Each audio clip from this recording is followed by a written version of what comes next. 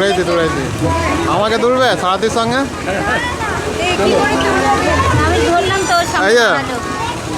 ধরে থাকো আমাকে। ধরলেই হবে, ওর সামনে আসছে।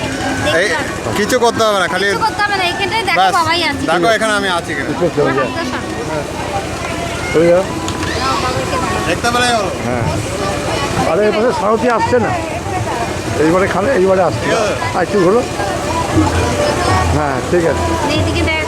ব্যাস ঠিক আছে। চলো, থ্যাংক ইউ।